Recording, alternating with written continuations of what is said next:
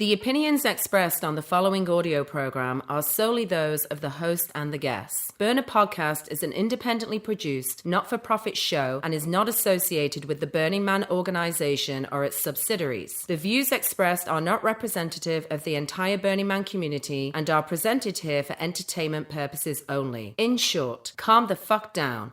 It's just a podcast. And ladies and gentlemen, it is episode number 34, the 34th episode of this show, and it is 143 days until the man burns as of this recording. That's so cute. Remember 143?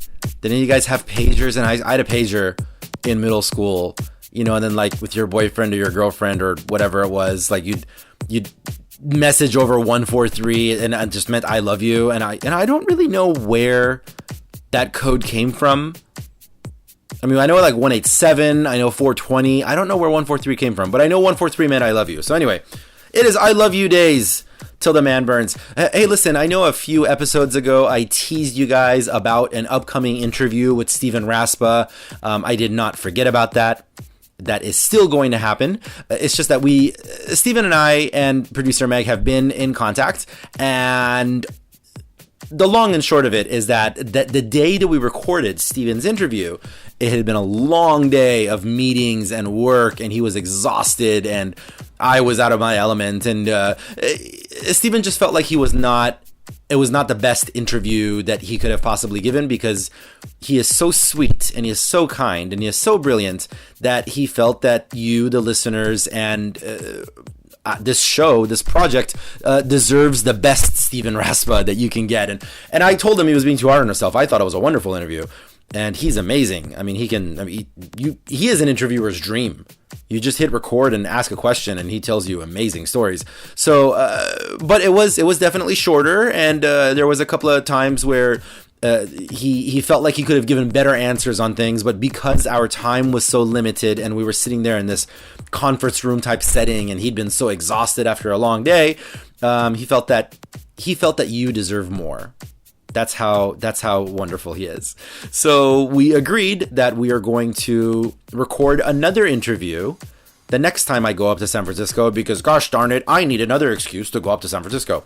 And it's okay. While I'm up there, I can get all kinds of other interviews with other amazing, I do use the word amazing too much, with other burners up there over at HQ, and we will get you the Stephen Raspa interview that you deserve. And it's not like I promised it to you. I just kind of hinted at it. So stop giving me the stink eyes from over the headphones. This weekend I was at Shit Show. So that was fun. Shit Show is a miscreants and Bat Country party that they threw. Whoa. That was a motorcycle going by. Bat Country party that they throw out. I don't know where I was. I know I was somewhere close to Barstow-ish. I think. I honestly don't know how I ended up there, and drove out there, and it was just a really, really great night. They had the Bastards Bar, which you guys may have seen at many different events. It's the one with a fire around it, and you cinch your hands every time you try to reach over to get a drink. And Duckman, whose music you've probably heard on this very show, in fact, whose music you hear on that little break that you're going to hear in the middle of the interview, he spun, and he just this ridiculous trolling DJ set. He played a version of Wrecking Ball, the Miley Cyrus song, where as soon as it gets into like the big hook at the end, it turns into like the sound of recorders, like do do do do do do. It was ridiculous. Duckman. Anyway, so I had a really amazing weekend with these guys, and the Miscreants they're very much like the punk rock element of the burner community. You guys got a taste of it in the Electric Poncho episode of this very show. And speaking of different aspects of this community that are being represented on this show, because we do want to represent everybody. It is a wide and varied and versatile community, and we want everybody's flavor. We want all of your tastes to end up on this magic cracker in the middle of our massive circle jerk. And who better to represent the Ren Fair section of this community than Black Company, who is today's guest, who you will be hearing the interview with in just moments. Black Company definitely has a stronger presence at Utopia, which is the San Diego burn. And we're going to actually get into why that is in the interview that you're about to hear. And we're going to get into their history, how Black Company was basically formed in the Ren Faire community and spent a lot of time cutting their teeth and sharpening their swords in becoming the amazing theme camp that we all know and love today. And we do know that the Ren Faire community is a major part of the Burning Man community. So it was a really great excuse to get into some of that history and how some of those communities overlap and connect with each other. If you ever do get a chance to come out to the San Diego Burn Utopia, you should definitely come out here just to see Black Company's amazing setup. They have a beautiful theatric sort of a camp that we'll get into why it's not as much out on the playa, but out here it's definitely one of the things I most look forward to at every Utopia. And we'll briefly touch on this funny moment that I think sets up the interview very well. is why I'll tell you this quick story. Our music editor, Navjeet, there was a moment where we were at Utopia and it was his first Utopia. And we're hanging out at Black Company, and Black Company has this like massive like banquet table with like a throne, and it looks like something out of Game of Thrones. It looks like the Red Wedding episode of Game of Thrones, if I had to give you some sort of a comparison, if you have not been to San Diego and don't know what it looks like. And we're hanging out over there and we're making friends, and Navjeet turns to me at some point and says, "Oh, I get it. It's a group of people that are designed to look very threatening and frightening, but they're actually quite friendly." And I just started cracking up and I said, "Yes, that's a good observation, Navjeet." That's exactly what they are. So we're going to go ahead and touch on that in the upcoming interview as well. So today's episode is a camp profile, which is entitled Black Company. I go by Mr. Arash, even though nobody calls me Mr. Welcome to Burner Podcast.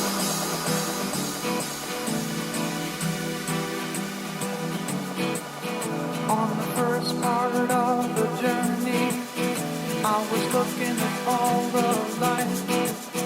There were plants and birds and rocks and things. There was sand and hills and rain. The first thing I met was the fly with the balls and the sky with no clouds. The heat was hot and the ground was dry, but the air was full of sound. I've been through the desert on a horse with no name. It felt good to be out of the rain. In the desert, you can't remember your name, 'cause there ain't no one for to give you no name.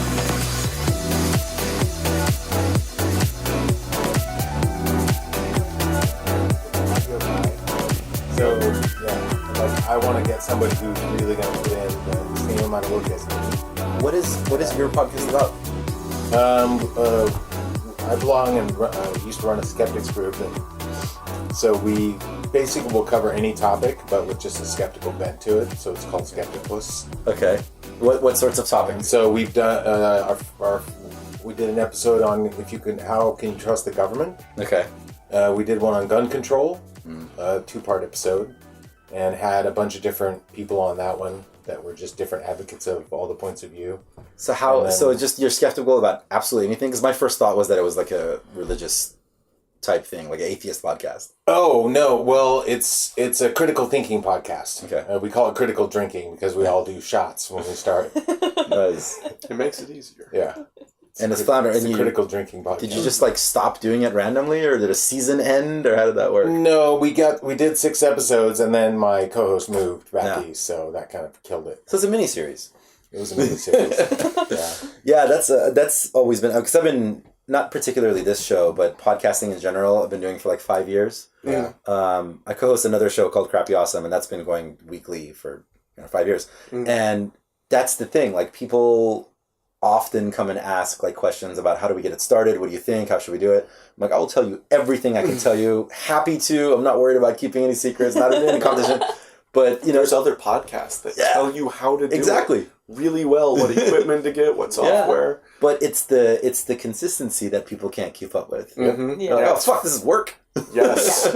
It's all of it is. You got to be dedicated to it. Yeah. My other co-host, his job was to get the guests. The producer, yeah. And he bailed. Yeah. Yeah, see, I absolutely could not failed that. do this show if it wasn't for Meg. Like, I mean, having to deal with, like, having to rally up the guests and stay on top of them.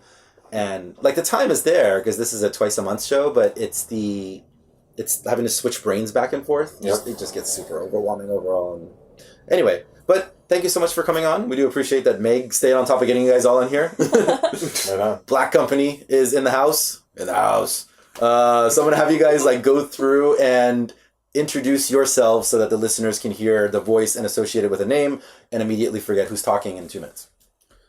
Right. Nivik Storm, Captain of the Black Company. This is Dave, or Apatheus, second in command of the Black Company. And I'm Mallory. I have no other name. And I'm just a lackey who does whatever Storm yells at me to do. All right. The captain's brought a foot soldier. There's always, like, it seems like whenever we get these group shows, there's, like, 2 males and 1 females-ish thing that's happening. And then usually the girl's in charge, though, so there's a little switch over here. Yeah. Wow, I feel so I'll non-feminist. just start backing up. Yeah, no, I feel like I should clarify. Not even men, women. Those who are socialized as men, get it. There's always some sort of clarification that needs to be made. We don't want to upset Tumblr. Don't poke the bear. Of course. But thanks you guys so much for joining us. I know Meg was like, definitely like, this was very tippy top of the list of people she really wanted to get on the show. So I think this is going to be a wonderful example. Basically, it's a camp profile. We're going to get to know who you guys are and what the background of the camp is. And I guess we should start with sort of like how the 3 of you came into contact with Black Company. So we'll start, of course, with the captain. So I used to they call us Ren fags back in the day. But basically, we were Renaissance Faire people, and we started this group in a historical recreation society, and we were basically known as Switzerland there. We were a group of mercenaries, and so we decided to form the group because we hated politics that were inherent in, as it turns out, any small group, organizations.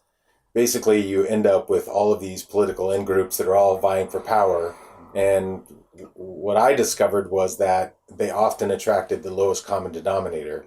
That is, the people that wanted the power in those groups were people who couldn't get power in their regular lives, and so they sought out characters who had pretend power. And so we quickly grew tired of that, although we loved the character playing and the drama and like all of those, and the sword fighting, obviously, because I teach sword fighting. But how long ago was this? We're heading up on 18 years. Okay, so 18 years ago, the Ren Fair. How long have the Ren Fairs been around? Since the 60s? A long time. Yeah. Yeah, okay. And then, there is definitely, like, I'm sorry to cut you off, by the way. There's a strong Ren Fair influence. I feel like there's a lot of, like, ex-Ren Fair people or people that are still active in the Ren Fair community around the burner community. So, I guess this is going to be a really wonderful experience, because we're going to be able to break that down a little bit, sort of how these communities overlap and where that's coming from. So, no, please continue. So you're tired of politics. You become Switzerland. Yeah, so we become Switzerland, and best knives, and we start hiring ourselves out at these medieval groups to fight in their different wars and stuff. And at the same time, we would go to the Renaissance fairs and perform there, and we discovered that the Renaissance fairs were a much more exciting and fun place to be with a lot less rules. So we kind of transitioned out of the historical recreation aspect of it, and we also, I think, discovered that we're really more Lord of the Rings than we are like Henry V. Yeah.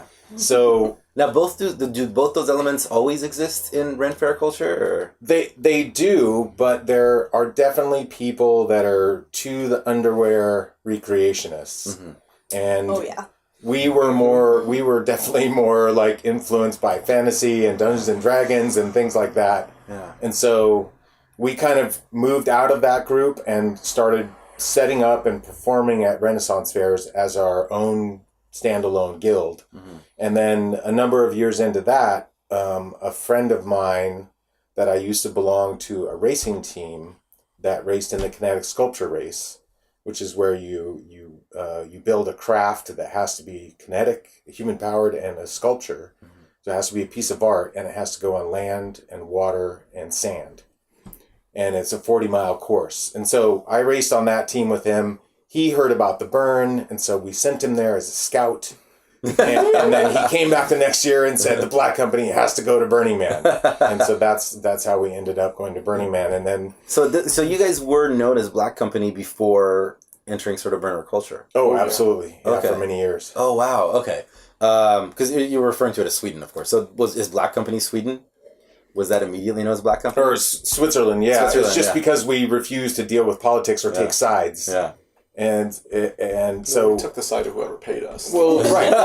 But... mercenaries. Our group, when we would set up at these big events, which are essentially you set up a theme camp, it's very similar. Mm-hmm. To be clear, Renaissance fairs and Burning Man have a lot of similarities. You take on this other name, you get this strange kind of permission to be this character that you've always wanted to be, but felt repressed by society, that it's not letting you play that character to the hilt. Yeah. And Renaissance Fair, all the social rules are just different.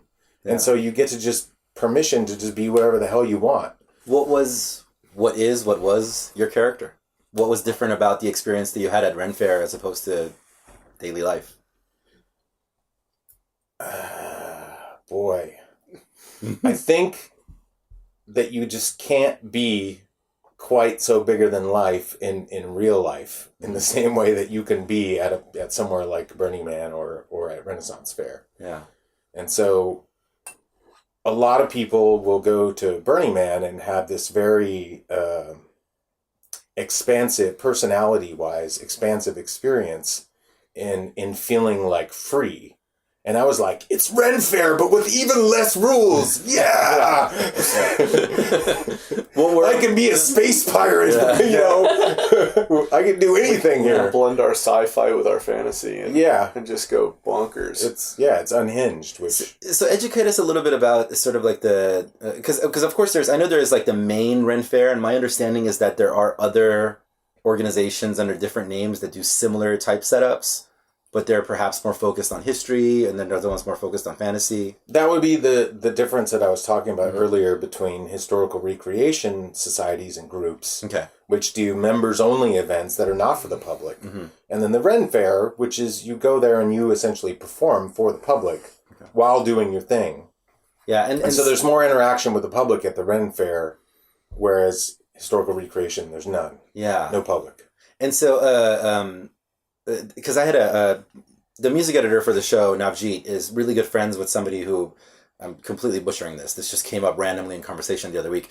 That I think like his parents like founded whatever the organization is that today is known. The SCA? Yeah. So that's what I'm trying to figure out is like the organizations that... So when people say Ren Fair, are they referring to a very specific entity that's trademarked? No, there's hundreds and hundreds of Ren Fairs all over the world. They're more like the music festivals. Thousands. It's definitely more festival vibe. They're independent. So when we say Ren Fair, we basically mean like festival. Yeah, they're medieval fantasy festivals. Okay. Yeah. What is the biggest one out of the organizations? The one in Los Angeles, I think, is the biggest one that I'm aware of. The biggest one in this region, at least, is the Renaissance Pleasure Fair in Los Angeles. That's for Southern California. There's one in Arizona, which is like 4 or 5 times bigger than that. Yeah. The thing is in the past 20 years, Renaissance festivals in California have gotten much, much smaller. Mm-hmm. Whereas in other places like Arizona, where there's nothing else to do, the Ren Fairs have stayed really large. But in Southern California, there's so much other culture going on here. There's Burning Man, there's punk, there's industrial culture, there's all this other stuff happening. The Ren Fairs have lost a lot of market share. Yeah. And so the specific entity that you guys were most involved with was okay with the fantasy element that you guys were bringing? No. They weren't. No. So you're looking for exit strategy. But when we moved to the Renaissance Fair, they're much more tolerant at the Renaissance Fairs. But even there's still some Renaissance Fairs we could never go to because we're clearly a bunch of fantasy people wearing a lot of black, which would have been poo-pooed upon by the church.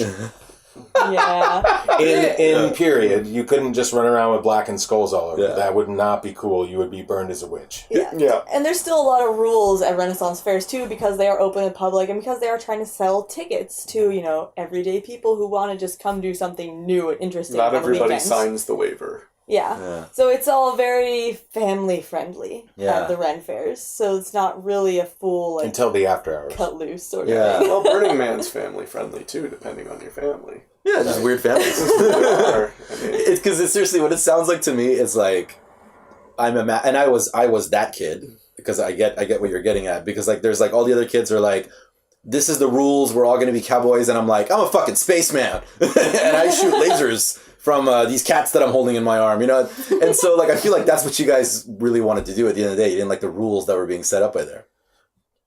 No, I think it's more that these environments give you permission to let out your artistry and your performance, like all these things about yourself that you don't necessarily have an outlet for in regular life.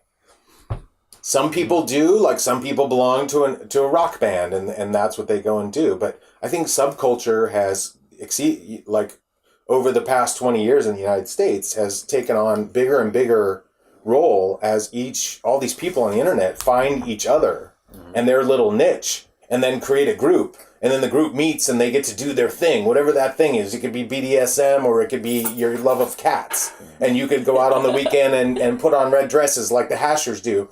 Whatever it is you're into, if it's running and drinking, or if it's Renaissance Fair, or if it's wearing a sword, or if it's putting on a tutu, there is now a subculture that will fit your weirdness. Yeah, or you can go to the burn and do all of those things at the same time. Which is why the Black Company started spending half of its time at burner events, because it was another way for us to express ourselves and fire. Yeah. Like, hands down. Fire! Yeah. Adding fire to what we do is awesome. Yeah. We got into fire because Brutus, I don't know if you know DJ Brutus, he's in the Black Company, and we went to our first burn together, and we saw all these people that we didn't know. Yeah. We didn't have any friends. We didn't know anybody from anybody. And all these people were doing this fire stuff. And so we get back from the burn, and we're all, we have that talk that you have when you're driving back from the burn. Yeah. Like, we're going to do this, and we're going to do this. Well, your brain is so full. This is 2003. Because that was when I started hanging out with you guys through the Ren Fair, and then you guys came back, and we started doing the fire stuff in the backyard. Yep. Yeah, so what we did was we went on to homopoy.com, which is out of England, and we just went and bought like $500 worth of shit that we had no idea how to use. And I theorized that what we could do is we could throw an event of fire practice on Friday nights, and that people would come there from the Burning Man community and spin fire, and we would just kind of like watch them and learn without their knowing that we didn't know what we were doing. Oh, wow, yeah. And so we ran that for 6 or 7 years, probably, like 1,300 events. It was funny because there's all these like staples in the community for fire safety, because this is back before anybody knew anything, that used to come to these things and learn with us. Yeah. Like, I think back on like people like Taz, like coming to our Fire Fridays before he was in charge of safety fire safety at SDDCom. Yeah. Oh, when Katya from Unifier came to her first Fire Friday, she brought a bamboo staff and she had wrapped t-shirts around the ends of it. And was gasoline. And dipped them in gasoline. Oh, dear God. Was spinning it, and pieces of the t-shirt were flying off into the audience. That was her fire staff, and I actually made her first Kevlar fire staff. Oh my God. It was fun. And for the listeners, by the way, Taz was our guest on episode number 3 of this show, and Mark Legalese, I always mess up his last name, was I think guest number 5 on episode number 5 of the show. And there's a lot of discussion about fire safety on those, which people can go back and listen to. But yeah, bamboo stick was one of those things. But I want to jump back here to the first burn. you sent out somebody for reconnaissance. They came back and said, all right, we got to fucking Captain go. Chuck was sent out for Captain Chuck. reconnaissance. How many members did Black Company have at that point? I think we had about 7. Okay. 7 people. So the 7 of you get together. You're all right, we're going to get out to the burn. So your first year on Playa, that was your first experience with any sort of burn event or community? We had gone to Christmas, where everyone brings their Christmas trees and burns them on the beach at Mission Bay. Mm-hmm. Mm-hmm. And that was it. Okay. So we had met a few local burners and like got a good vibe from it, and then we went to the burn, pretty much cold. Yeah. Like we didn't know anyone at the burn. You just have like a basic camp. Was the first year just to go explore, or did you already have a theme camp set up? We already had a theme camp because years of Renaissance Fair, years of doing the kinetic sculpture race. We are like, my friend Chuck brought a tower that was 3 stories tall to his first burn. And a hot tub. Nice. Nice. And I built a giant public shower. Like, yeah, we were already there right away, just already going like, of course we're going to build things and give stuff to people. And yeah. That's awesome. So did any of it kick your ass, or was it all like you were ready? Like this is all normal to you guys? I did not have any of those moments that people will sometimes describe where they're like, oh my God, community, or oh my God, I'm free to be who I want to be. None of that. Yeah. You'd already had a lot of foreplay. The Renaissance Fair had largely broken my cherry for a lot of those kinds of like personality expanding experiences. But I would say the major thing that I learned there was like a combination of a couple of principles. One was tolerance, like radical acceptance. Mm-hmm. And that was because of some experiences that I had there. And that kind of brought it to a new level. Like I would say, even back then, I was like still getting over some homophobia, like back from my redneck childhood at that time, and cured. Yeah. Cured. When you're on the playa. Yeah. So you weren't at this point? Were you with Black Company, or was it after this? No, he went to his first burn. I had met him before that. When I was in high school, I went to a Renaissance Fair and saw him doing their fighting performance show and thought, that looks like fun. I want to learn how to do that. Mm-hmm. And then finally made it a priority after going to college for a couple of years and realizing I hate school. Went back to one, and they were there performing again. And I'm like, I want to do this. I want to put on armor. I want to go out there. I want to beat on people in front of a crowd. I want to learn how to be a swordsman and wear steel.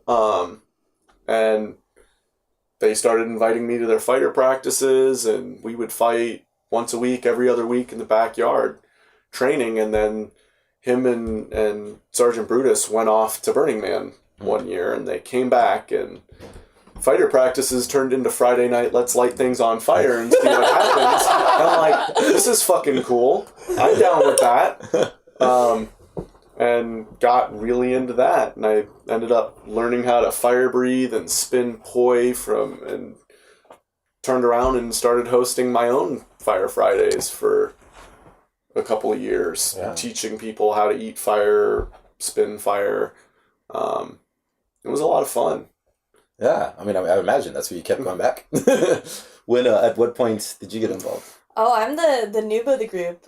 So I moved here to San Diego about 5 years ago now, maybe 5.5 at this point, kind of pushing it. But I have kind of a similar background. I've worked at Renaissance Fairs for almost 13 years. I started working at a Renaissance Fair in Ohio when I was in high school. So I had done that every summer of my life, just acting and doing that whole like getting into this character thing, and that was my huge passion. So I moved out here and I was like, well, where will I find people that I like? You know, like I'm totally new to this community. I didn't know anybody. So I just like went online and I was like, where are the Ren Fairs?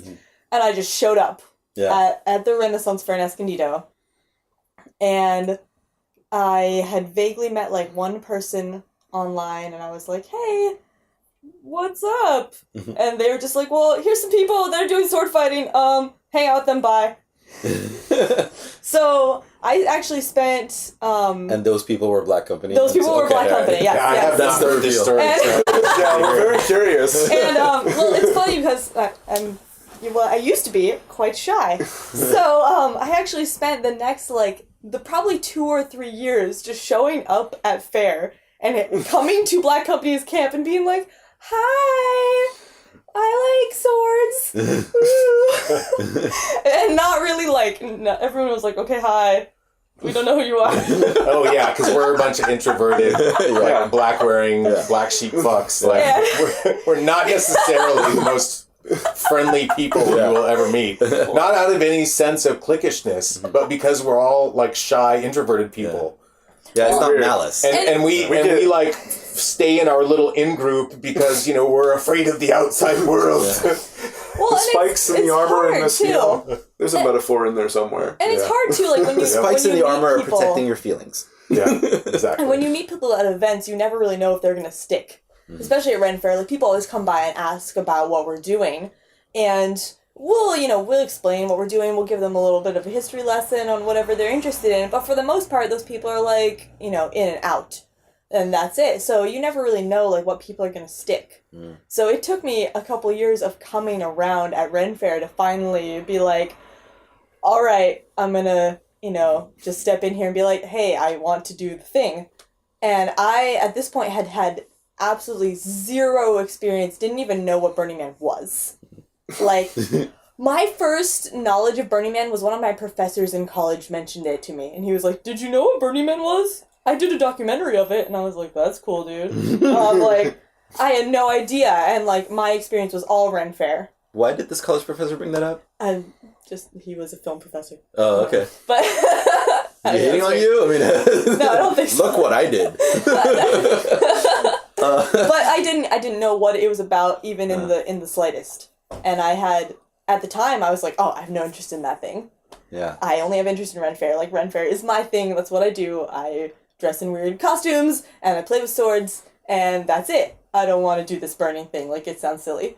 And, then... That sounds silly. She finds not the other part. The sword thingy over there where that sounds silly. That didn't sound silly at all. We just add more whatever we feel like to it. And then it got to the point where I was like, I know these people, I trust these people, and they keep telling me that this Burning Man thing is cool. Well, so we set up and perform at Utopia every year, and so every year, the whole group starts ramping up to go do this or whatever our act's going to be at Utopia for the year. Now, I have not visited. She came in at that moment where we're like, okay, this year's Utopia, we're having a Black Company meeting, and we're going to do this show, and what are you going to do to help us? She's I have all this theater experience. I guess I'm going to go to Utopia. I have all this theater experience, so we put on another show. Yeah, so I happen to have a degree in theater, which is why I did Ren Fair and acting. And then they're like, oh, well, we want to do a theater show, Utopia. I'm like, I'll do that thing. I've never been to a single Burning event before at all. My first Burning Man event, Zara, was a theater thing. We did the big stage show with the snake. Oh, yeah. Zara Del Zara. 2006. Okay, all right. That was his first event. We're jumping on multiple threads of interesting stories right now, so let's bring it back in. We've been doing a lot of fun stuff. So I have not visited Black Company's camp on Playa. Is there any differences between, other than layout, obviously, is there differences between what it's like at Utopia versus at Burning Man? Very different. We put on a full show at Utopia when Black Company goes to Burning Man. It's just individual groups of us have gone there in smaller pieces. Okay. We've never tried to put together a show. Full theme camp or show at Burning Man. Too expensive. Yes. Yeah, to get all the stuff out there. Yeah, and too many of the people can't get there. It's always been a few of us that go every year, but never a cohesive group. Yeah. Utopia is really our solid event that we do as a group. That's a burner event. Yeah, we were at your camp, not this past Utopia, but the one before. So that would have been Battle Royale with cheese. Yes. Yes, it was. With that show. Yes, it was. And I remember there was a very interesting moment where our music editor, Navjeet, for Burner Podcast, that was his first Utopia. He'd been to the Playa, but I'd been trying to pull him into the local burn scene, and he was just kind of fighting it a little bit. But I remember we're standing there, and you know, everybody has that moment at the burn events that you were referencing earlier where you're like, Yeah. oh, I get it. Like, this is beautiful. The precursor to him having that event, that moment, was when we were standing there at Black Company. And he's kind of like, oh, I get it. Like, these people, like, they're dressed like they're very threatening, but they're all very kind. I know. Like, yeah. Like, good job, buddy. That's so perfect. We like to be violent, but we're good people. Yeah. Come experience our Yeah, I violence with refer to us. us as Diet Evil. Yeah. Yeah. Diet evil. So I gotta ask. So, like, what is like the motivation behind the general look? Like, is there a story that started to come up with in your heads, or is it just like, well, this looks fucking cool, I want to wear spikes? Like, what's my motivation? I mean, I watched a lot of Kiss music when I was a kid. I loved heavy metal. Platform boots. Yeah. Yeah, I mean, I would have to say for the Black Company that we have an appreciation for the dark aesthetic. And for some reason, things that are somewhat horrible and dark and somewhat moody and gothy are appealing to us, are beautiful in the same way that flowers and rainbows are to other people. Mm. And it is no reflection upon our character. It's just what we like the aesthetic of. Yeah. And it's a natural expression of us. Like, we can't help wearing black. It's not that we're trying to prove anything. It's just our souls. They swim in it. The darkness. Well, it's very form-fitting. It looks good on everybody. What was your first thoughts on that first day at Utopia? Your first ever burn event, and you're there with Black Company. Like, what's punching you in the face? It was not what I expected. What were you expecting? Honestly, I was expecting to be a little bit overwhelmed socially. I have a hard time in big groups. And I was expecting to just kind of want to hang out in Black Company's camp and avoid everybody. That's what I was expecting. And I found myself in camp very little. I wandered around and I was welcomed by every single person I met. Hugs and love and, you know, everybody like asking for my consent before they hugged me. And it was amazing. I had, you know, that moment. And my boyfriend was with me as well, and he had felt the same way. Like, he was even more apprehensive than I was, and we both were just, oh, we get it now. Like, because we had asked so many people before, like, please tell us, like, why do you like Utopia? Why do you like Burning Man? Like, what is it? And everybody was just like, oh, well, you just have to go. And we were like, that's a shitty fucking answer. Like, tell us why we should go to the thing. Why can't you logically file it out and write on a paper before we came here? Yeah. It's like trying to explain an orgasm. Please just have one. It really is. It was an overwhelming feeling of acceptance and both safety. Mm-hmm. At no point in time, because, and especially in my history at Ren Fairs, like, I love the Ren Fair community, but there is still always that apprehension around strangers. Mm. It's not, because there are like gawkers there. There are people there to. Oh yes. Yeah, Yes. there are dudes that show up with cameras and camera gear, and they don't talk to you. They don't say anything, and sometimes we have to go over and say things to them. Yeah. Because they're being extra creepy there. Yeah. And in fact, part of the reason I ended up spending so much time in Black Company Camp, my first fair, and you guys probably don't even know this, is because a guy was following me around. Yeah, they don't follow you into our camp. Yeah. And I was scared, and I didn't know where to go. And I came over to camp, and I came over to camp, and I didn't even know them. And I said, please help me, this guy won't leave. And they were like, oh, excuse me, you can't come in here. This is our camp. It's for Black Company members only. And I was like, thank God, I love you. Oh, my God. Yeah. But what a great place to run away to. Like, let me go where all the people with swords are. Yeah. But, yeah, there was absolutely none of that apprehension that I expected. And I felt safe with every single person I met. Yeah. And that did it for me. Burner Podcast. Hey guys, quick break to tell you that the Burner Podcast blog is absolutely still accepting submissions. I've already had a couple of different people reach out who have really wonderful ideas of some series of work that they're going to be working on. Stuff about art curation and different educational pieces. So it's really great. If you've been looking to write about something that affects our community as a whole, what a great place to do it. What better place to do it than the Burner Podcast blog, which you can see at burnerpodcast.com if you click on blog. I hope you figured out that part on your own. So anyway, we are taking submissions. If you have ideas, we would love to hear from you. Go to burnerpodcast.com and shoot us a message over at the contact page. And our online editor, Tanasi, is going to be a wonderful resource for you in getting your content and writings out there. And just a heads up, soon, very soon, it's not up yet, but soon we're going to have like a donation type setup on burnerpodcast.com. We're probably going to be using Patreon, I think is how you pronounce it. Patreon is like it's a service where you can basically set it up so like, $5 a month comes out of your bank account and goes to the art project that you would like to support. It's funny, by the way, I always thought it was pronounced patron, but apparently a lot of people are pronouncing it as Patreon. I don't know. Tweet me if you think I'm saying it incorrectly. But yeah, I'm going to be asking for your money soon. We're going to be like, NPR, because we do pay for server space and travel and all kinds of stuff, which is all just coming out of our pockets for the time being. So it would be nice if you could chip in a little bit. Every little teeny weeny bit helps. You know what shit show this weekend? Brian Despot's window smashed open because somebody didn't stake down their shade structure properly. And it was going to be like $500 to fix. And, we all chipped in a few bucks and they ended up raising like $250, $300 right there on the spot. So, that's what we do. Anyway, back to Black Company. Welcome home.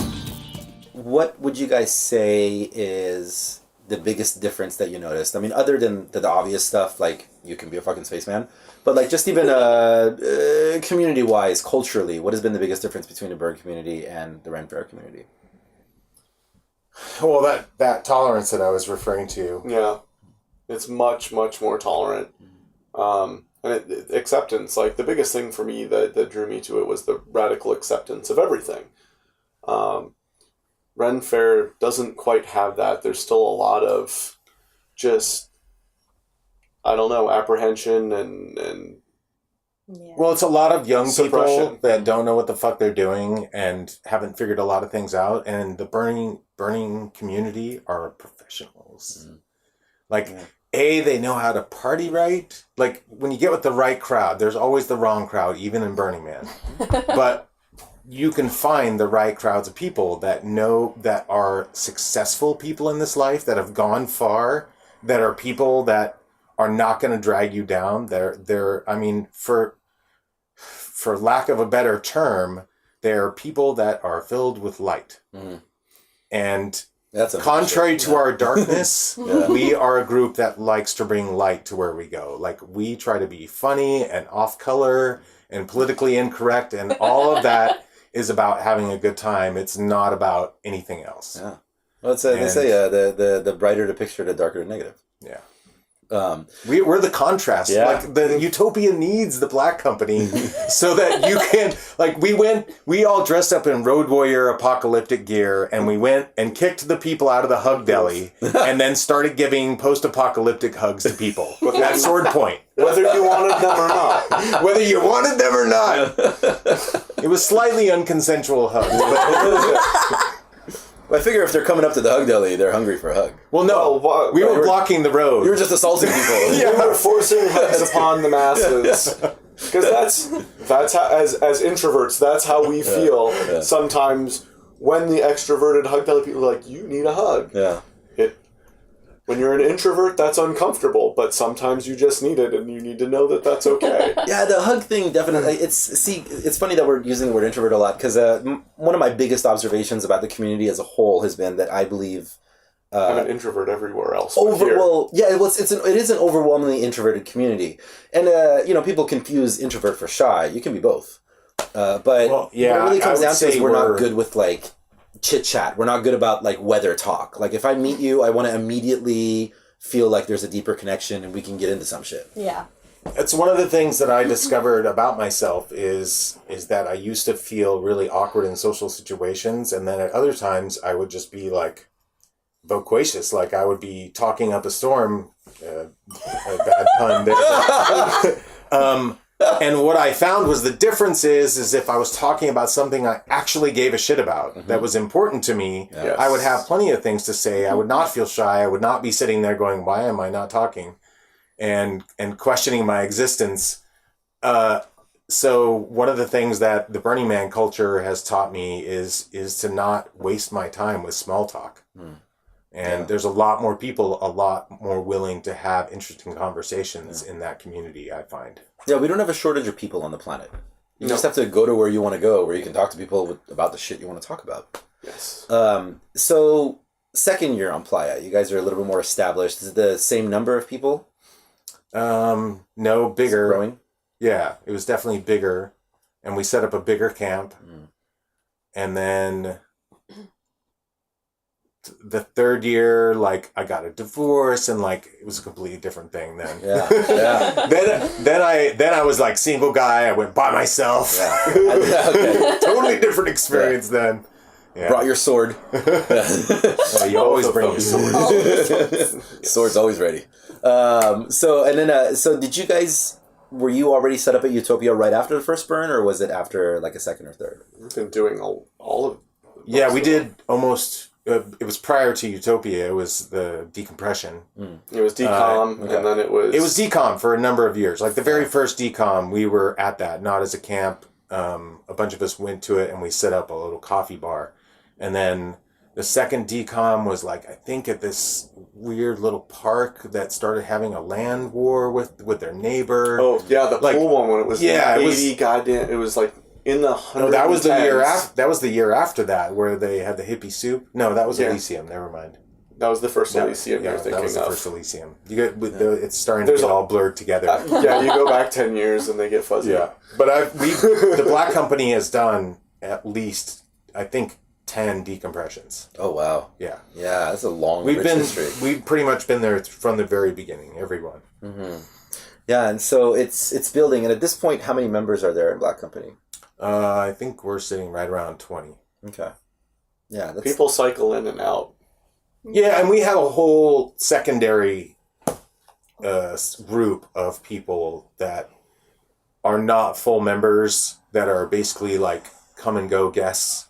But we have a different level for membership for people that are considered to be in the company, that are on our private Facebook group, that get all Where the we do all our emails, planning. that you see all of our internal ugly politics and you know all the unpretty stuff you don't want to show. Yeah, so you said for a while there you were doing like some Ren fairs and burner events. Still the Where's same. that at? Still the same. We do both. Okay. How many events per year is Black Company present at? All together? Probably 10. Yeah. All right. Like it's Including not much below one per month. yeah.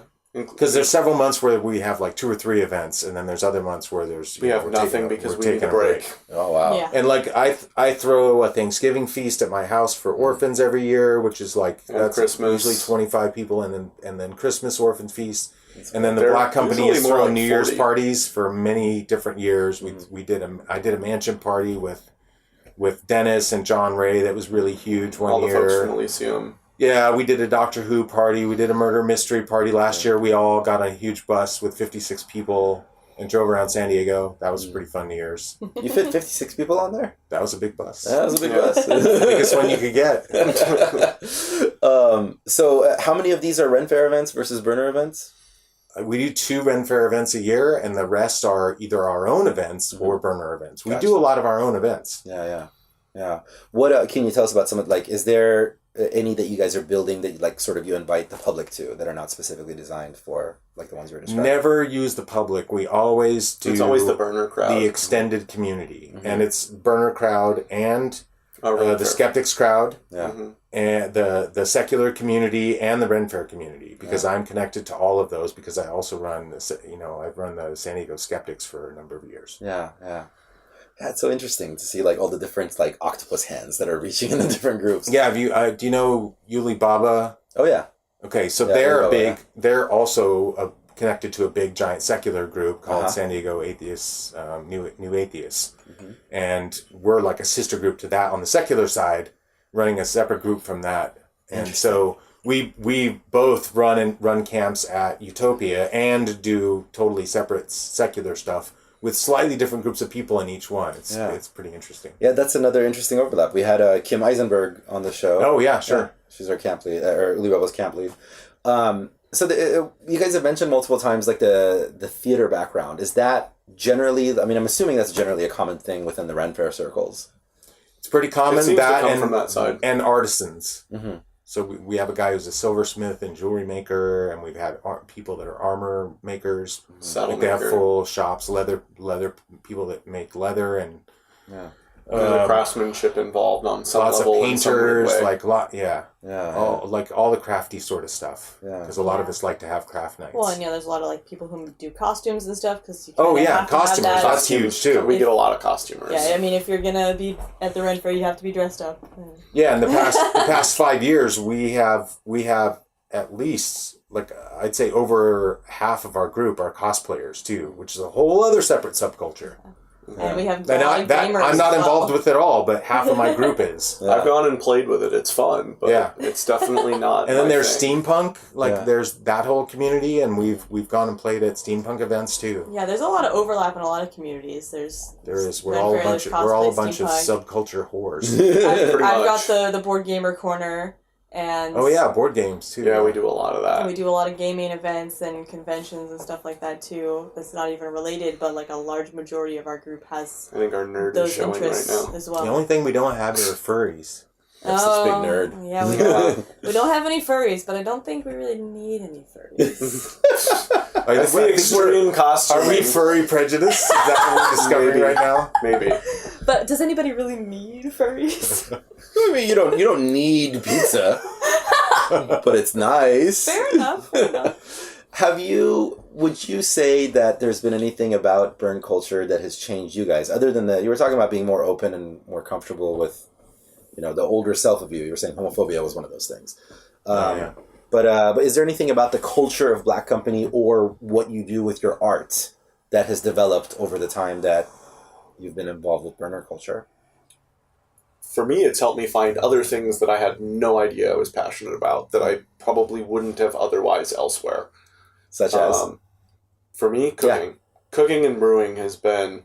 I got a little bit of brewing from the Ren Fair stuff, but the people that I met through the Burning Man community were, instead of from the recreation aspect of it, like the actual science of what goes into making beer, was really fascinating, getting that deep into a foodstuffs type category. And then just all the chefs and cooks, and Black Company started letting me make food for people, and they liked it. Yeah, we've thrown lots of feasts, because that's a very medieval thing to do, wine, women, and salt. And nobody got sick, so you got to keep cooking. I mean, I've gotten to damn do... good at it, too. Yeah, I've gotten to do whole animals. I did a giant 220-pound pig roast for 50 of my good friends. And it was a lot of fun. I'm sure there's vegetarians that are screaming on the other side of the microphone right now because I cooked the whole animal, but they're tasty. Vegans. I know. Yeah, the vegans are the ones that scream. The vegetarians are like, meh, I'll eat eggs. Yeah. And bacon. If I'm at Burning Man, I can eat bacon. You'll eat bacon. I'm a bacon. Everybody will eat bacon. My favorite vegetarians eat my meat products and then feel guilty about it, and I love it. I wonder, though, what about Black Company as a whole? Would you say that the burner culture has penetrated any of Black Company in a way that you didn't expect? Let me think about that. That's a tough question. I think especially this last year we did our first, our first full written and directed produced play, and it brought us together as an entire group, and nobody was left out. Everybody got into it, and it made us feel really tight and gave us that serious family vibe. And we get a little bit of that each Renaissance Fair, but like a sustained production like that, where you're doing rehearsals for 2.5 months and like all of the buildup that goes into doing something like that, it's a really strong bonding experience. You get to see sides of people you wouldn't otherwise see. Good and bad. Good and bad. And learn to live with those people regardless. Yep. Yeah, that's really interesting. Like, yeah, you guys are definitely an entity that is continuing to exist regardless of burn culture. Like, you kind of like are able to float into it, but also float into doing your own events. It's another stage for us. Yeah. Yeah, we like what we can do at burner events. We can put on weird shows. We can do a live action Doctor Who show, or what. We can just do whatever we want. And what is the weirdest thing you ever done? You mean at Utopia? Or in your life? I want both of those answers. I guess the weirdest thing, that is so hard to quantify. Yeah, it really is. I mean, because I would say the weirdest weird. thing is the thing that made you the most uncomfortable. Ooh, that's because good. that's the weirdest for you. Because what makes me uncomfortable and what makes you uncomfortable are going to be two totally different things. Okay, you're the host of the show now. Well, I'll help you. My weirdest thing that I got through burner culture was I went over to the first time I went to Puanahua, and I'd never been exposed to swinger and nudity culture before. And I'm there in my Ren Fair gear, and somebody who I have seen for years at these various different events comes up to me, and I've never seen this man naked before, but he is now. And protocol was always to hug him, and just hugging him. Naked, I'm in my outfit, he's naked, and being okay with him being like that. It's that pulling off the Band-Aid. Well, that I expected to be a lot weirder than it was. Yeah. That was mine. I think for me, like, it was one of my biggest expansions. It happened at Burning Man, and I was in center camp, and they have all these little stages that are kind of in a ring around the main area where you get your coffee. And there's a bunch of couches there, and there's an aisleway that goes between the couches and the stage. And I'm sitting on the front row couch, and this woman is in this, like, icicle queen, like, beautiful opera dress with, like, sparkling. It was amazing. Like, and you could just imagine, like, don't think of Frozen, but kind of like Frozen. And it just looks gorgeous. And she has this voice like an angel, and she's singing opera. And it's just this very surreal thing. There's a dust storm happening. And so you're having this beautiful moment of, like, wow, like, this is one of the best singing performances I've ever seen. And it's just this random woman for this small little audience that happens to be at center camp, that just happens to be happening right now in front of me, in front of my eyes. And then this 70-ish year old guy, kind of like having run to fatness, with like a little bit of like belly kind of coming out, and he's completely naked, and he's got a big giant fifth of Jack Daniels in his hand, and he is so drunk he cannot walk. And so he's doing this weird kind of shuffle where he's kind of like throwing one leg in front of the other, and then kind of like maintaining balance for a second, and then another step. And he proceeds to become in the center stage of the audience in front of the opera singer.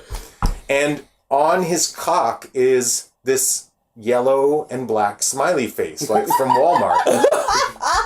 On his cock. And so he's hairy, and he walks right in front of right in front of the opera singer, and is just standing there like swaying, and we're looking at his flabby ass, and he's just watching her sing, and no one made him move. No one was like, oh, we need to make this guy go somewhere else because he's unsightly, or he's not cool, or he's too ugly, or we need to control him, or we need to change the situation because it's not pleasing to us. Or like, yeah, he's kind of drunk, but he really likes that opera singer, so he's just going to sit there until he's not there anymore. And then he like eventually kind of just wandered off. Yeah. And no security came. No one did anything. And I'm like, if that guy can fucking do that weird ass shit right now in front of me, like, there's nothing I can do here. That I can be anything I want to be here. I can do no wrong. There's no reason not to be myself when people accept that. Yeah. Is there anything left at this point that you guys, and this is for all three of you, like, wish you could do? Is anything still holding you back? Is anything you haven't done? There's a bunch of things I haven't done. Just lots of ideas for the future. Mm-hmm. Yeah, that's why we keep coming back. Yeah. There's so more stuff to do. Let's figure out what we can do next. Yeah, and I don't feel like we ever have that, like, oh man, we haven't done this feeling. We just have this, oh man, we can do this feeling.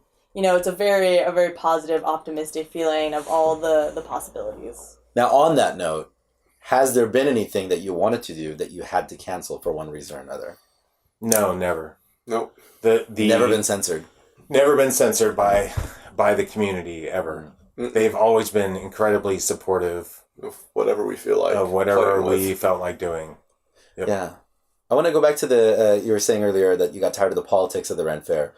What were some of the politics that was frustrating to you that audience members who are not familiar with Ren Fair would be able to kind of get in one quick gulp? Well, again, small group dynamics. When you get any group of people and you hit about the 20-person mark, you start getting politics. That's just a function of any group. And then when you take that group of people that have just met and then you age them by about 2 years and now they know each other's shit, then it starts to get ugly, generally speaking. And most groups don't last beyond that 2-year mark. Yeah. And so the politics that happen are just people get to know each other and get tired of each other's crap. And then, breakdowns happen and split ups happen.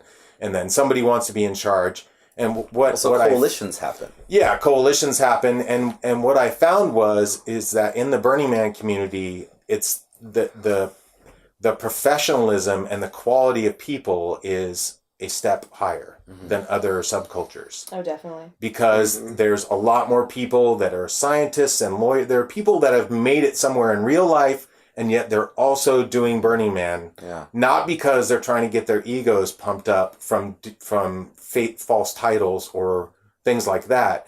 That's what you get over at Renaissance Faire, is people who aren't making it in real life. In some cases, not in all. Sure. Yeah. But in some cases, you get people that they're escaping. Yeah. Instead of I get a different feel from a lot of people at the Burn, that they're taking what they do at the Burn and mixing it with real life, and it's, cross-pollinating. Yeah, we're not escaping reality, we're enhancing reality. Yeah, exactly. Taking those lessons and going back and forth. Exactly. People take things that impact them at Burn events, and they try and bring those back to their normal life to make it better and to make the people they know. Gifting, things like that. Exactly. I've put running the Black Company for the last 9 years on my resume. Yeah. Yeah, I mean, that's no joke. That was the jump for me getting into management professionally. Yeah. But to be clear, like dealing with all of those other subculture groups and going through that metamorphosis and then finding a community like the Burn community, I had to learn a lot of lessons on how to be a leader and how to deal with pain in the ass people, learning how to recognize people that just want power versus people that want to actually do good. Yeah. And, that's been a valuable life tool. Yeah, and that's a key word that you just brought up too, because as I was going to say, there's a difference between being a boss and a leader. And if you're only being respected and recognized because of the title that you're holding, it's not the same thing as leadership. But you're right, our community, Burn community, does tend to have a lot more leaders. It's the same things that drew me to it as well. Like seeing people, it's a lot of reason why I started the show, actually. Because I would meet people at these Burn events where I'm like, there's no way you have your shit together. I mean, you look like a train wreck. And I was totally judging them. And then I would hang out with them out in the default world, and I'm like, holy shit. Like, you are an entrepreneur, you have an amazing home, you have this family, and I kept having that experience, and I wanted to find a way to convey that story. And that's a lot of where this show came from.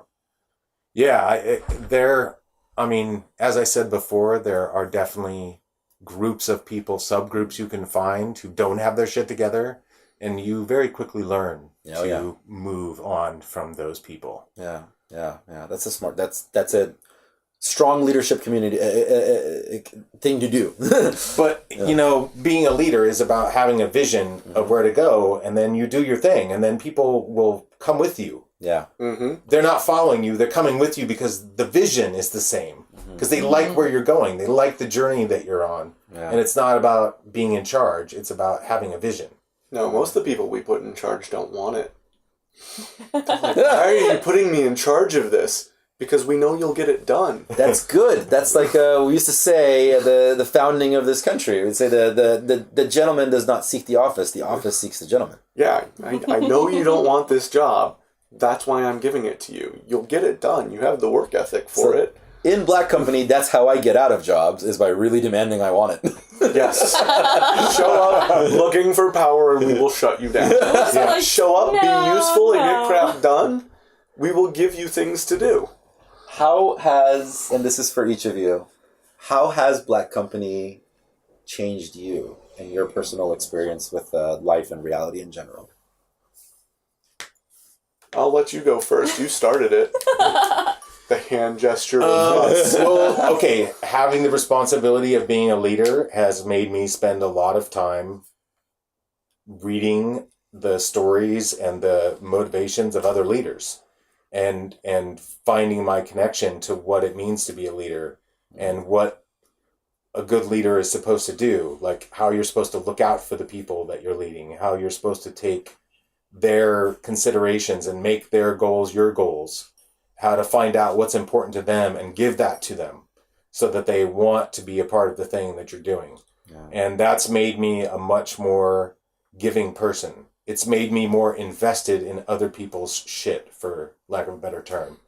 Like, I would say going back 20 years, most introverts start out in classic introvert fashion. You're always thinking about you. Mm-hmm. And that's not a very successful life trait. It's like the core. It's like the core of narcissism to just sit and think about yourself. Yeah. And when you're a leader, you have to think about everyone else. If you're a good leader, mm-hmm.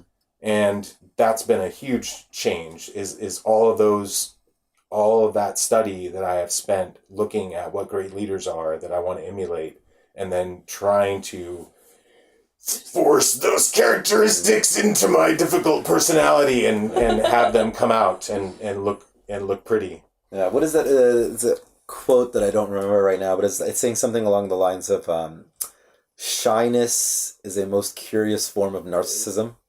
Oh yeah, yeah, absolutely. Everything you do, people give a shit. But yeah, that's interesting. I've had a similar experience with just even podcasting. I never in a million years imagined that this would be a thing that I would be doing for this long. And you probably still hate listening to your own voice when you're editing. Yeah, no, I still don't listen to it. You're your own worst critic.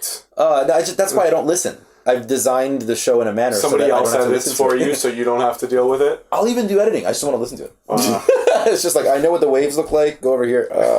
But it's funny though. Like now, I find myself like running into an interview with Katie Couric about the art of interviewing, and I'm like, oh, this is interesting. I want to learn more about this. Yes, right? Yeah, it's a relevant skill you need to what you're doing. Yeah. For you, same question.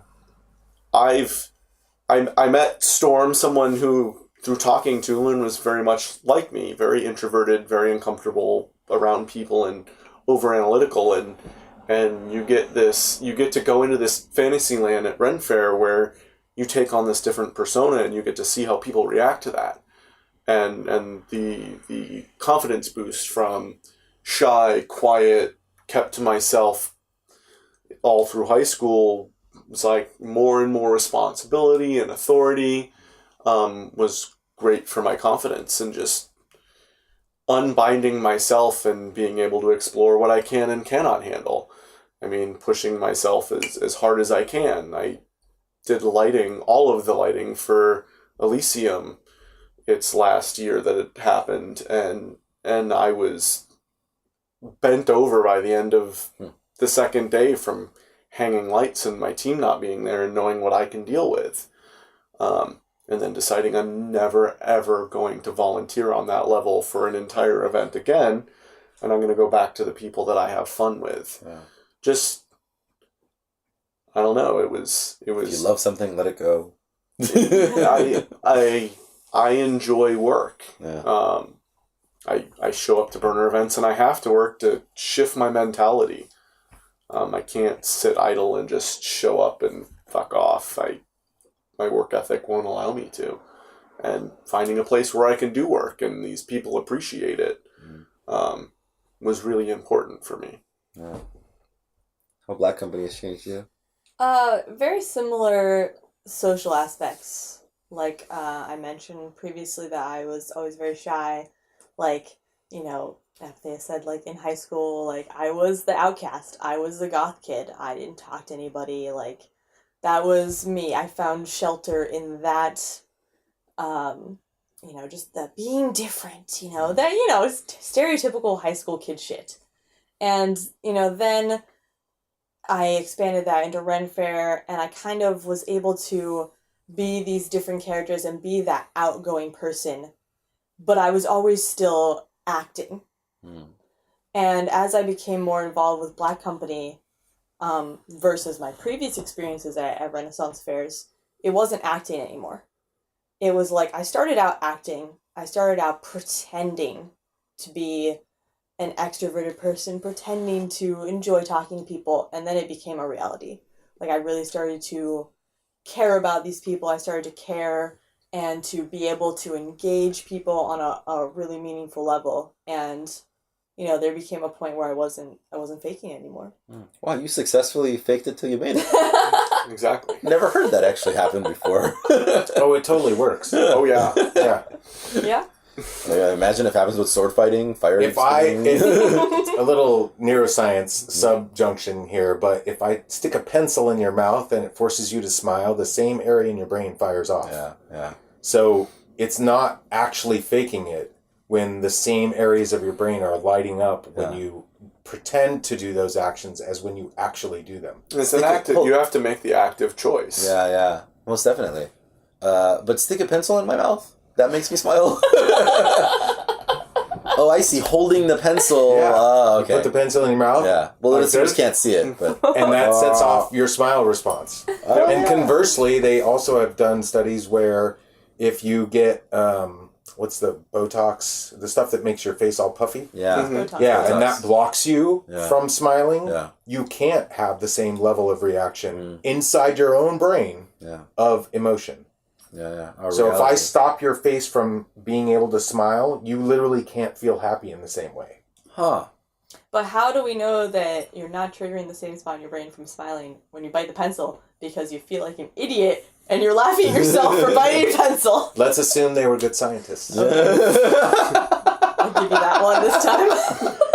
If you can think of that, I would think the scientists might be able to do it.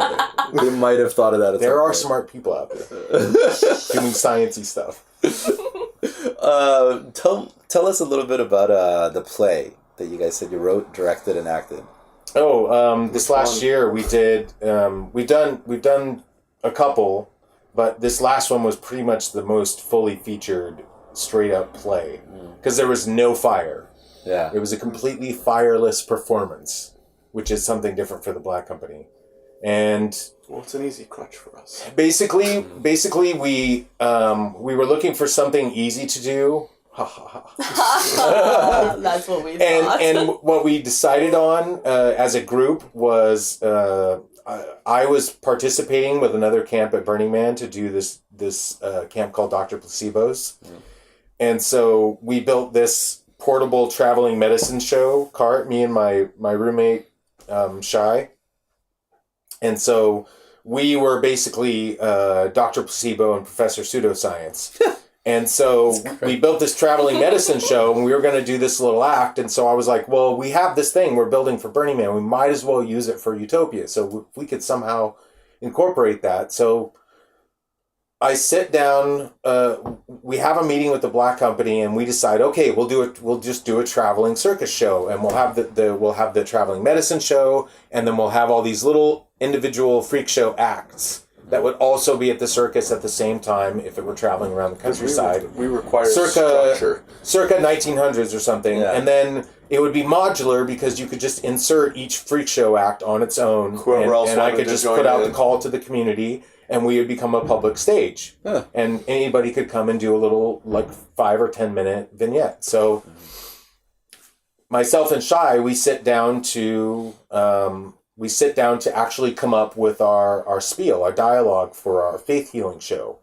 And Shai came up with the idea of, instead of it being a freak show, that we would actually be asylum doctors, and each vignette would be a different patient's room. Mm-hmm. And so that would fit our Dr. Placebo and Professor Pseudoscience characters better. Mm. And so it turned it, and then at the same exact moment that he came up with that, I'm like, there's a story that's already been written that has this exact plot that you have just come up with, written by Edgar Allan Poe, who fits our dark aesthetic really nicely. And I had heard about and read that a long time ago, and it just popped up in my memory. And so we went and actually pulled some of the original text from Edgar Allan Poe's famous story called Dr. Tar and Professor Feather, and we turned that into a play in which the doctors invite the audience in to watch the show, and the audience is a visiting doctor, and they the Cirque Asylum is the place where they have this cure, and the cure is supposed to be famous in London, and it's helping all these insane people. But what's really happened is the insane have imprisoned the doctors and put them in, and they are now, the insane asylum people are now running the asylum. And so the audience doesn't know it, but the entire show, they're getting this tour by insane people, looking in on other insane patients, which they are giving insane amounts of drugs and psychotropic substances and just all kinds of crazy stuff. And so that was the show, and it let us do all of our vignettes, and we did the sound production for it and the lighting and the whole thing. And how long was the whole show? It was an hour. An hour. Hour and 6 minutes. How long you guys? What were the rehearsals like? It was 2.5 months rehearsals, and I probably did about 160 hours of audio editing. Mm-hmm. And timing and it was a lot of work. And that's just group rehearsals. Everybody was doing rehearsals on their own. Everybody came up with their own act. Everybody did their own costumes. Oh my god! We just need to find a really good videographer to get out there in it. Yeah, that's what I was going to ask. Is there a video? We just need somebody to block it. We videoed our Doctor Who show, but we did not video. We didn't get a videographer for this one. The battery died. There was a thing. Somebody didn't charge a battery. I'm not naming any names. Black company defeated by batteries. The show happened. People, you know what? there. All we cared was that the people saw there. It's just legend. Exactly. Yep. He's got it. Mm-hmm. The year before that, you guys had do you have the cage every year? It's a cage. It's a cage that we use at the Renaissance Fair, and it also is a TARDIS. It has a skin that turns it into a TARDIS. We make it a transformer. I'm sorry, I don't know what a TARDIS is. Oh, time and relative dimension in space. It's a time machine. The blue police box from Doctor Who. Yes. That thing. Okay. His time and space machine. Yeah. Very cool. So what do you guys planned? What do you have planned coming up for the year? This year, The Burn. This year, Utopia. We like to do it all last minute. Okay. Figure it out 2 no months idea. ahead of time, and then just procrastinators. Yep. Work really, really hard for 2 months, and we seem to get away with it. Yeah, we haven't had our meeting yet to decide what we're doing for this year. It'll probably happen after our first fair when we're all forced to start working again. Yeah, we kind of go on a little winter hibernation. Starting right around New Year's. Yep. Because we did a big New Year's event, plus we did the big feast for Thanksgiving and Christmas, so that's not a rest period for us. And then January, February, March, all the way up to April for the first fair, that's our we need 3 months away from everybody. Yeah. If I see one more person wearing black. Very cool. Well, guys, thank you so much for coming on and telling us about Black Company. It's been totally fun and fascinating. And you guys, you do an insane amount of work to provide the drama and the theater that you do provide for us. So, as always, I would speak on behalf of the community and thank you for all the work that you guys do. You guys are amazing. Pleasure is ours. Of course. Thank you. Thanks, guys.